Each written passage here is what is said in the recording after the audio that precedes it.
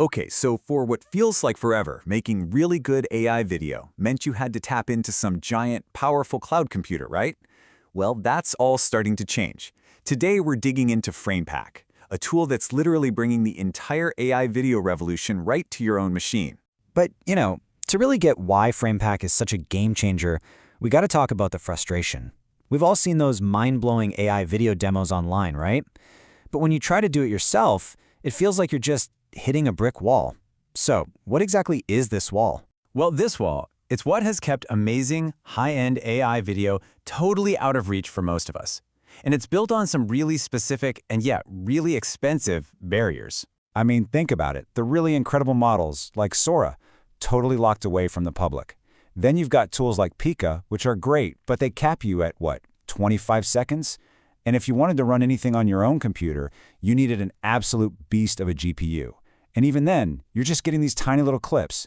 So the choice was basically, pay a ton for cloud access, or you're just locked out.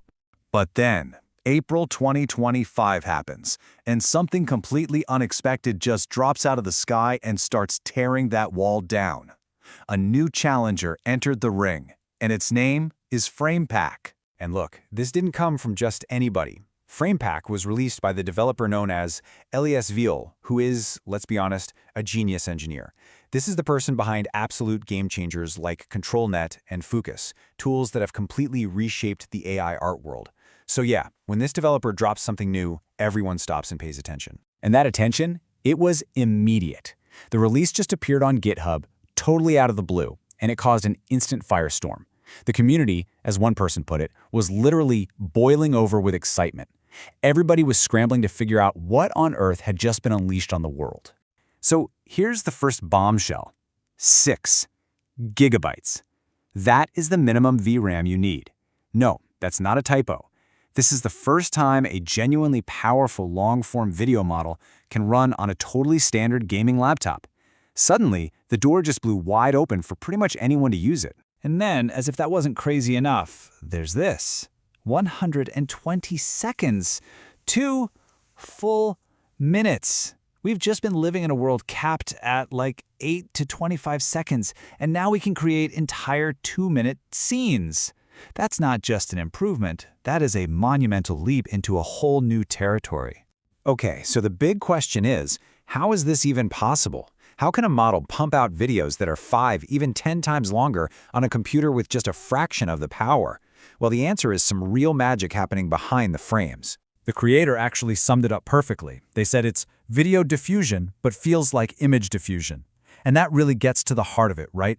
It's all about taking this super complex, super memory-hungry process of making a video and making it feel as simple and lightweight as just generating one single picture. The secret sauce here is a technique called next frame section prediction.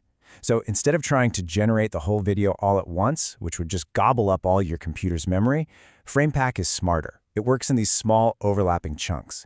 It cleverly compresses the info from the frames it's already made, which means the memory it needs stays totally flat. It doesn't matter if you're making a 10-second clip or a full 2-minute film. It's brilliant.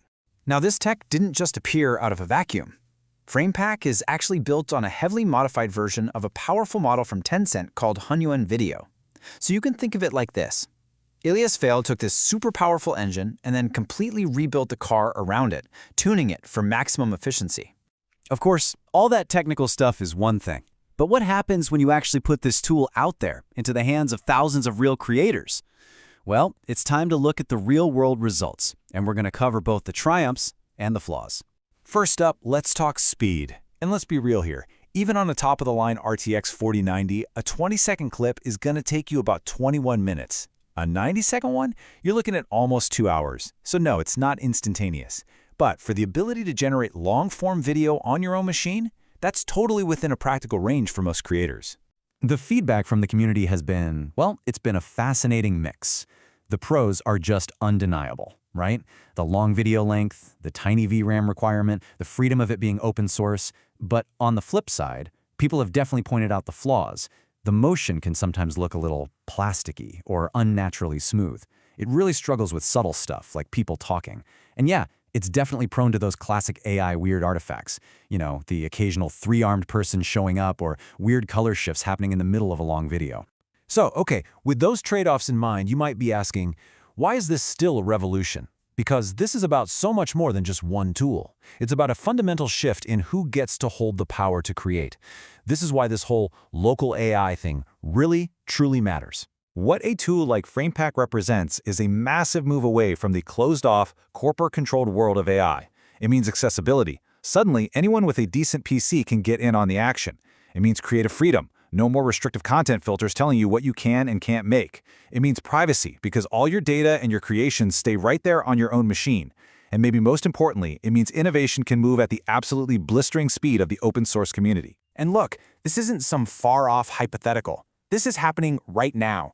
Creators are already taking FramePack and pairing it with local AI music generators like Suno.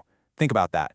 For the very first time, it is now possible to create a full music video, the music, the visuals, the whole shebang, from scratch on one single computer sitting in your home. And all of this really leads us to one massive critical question.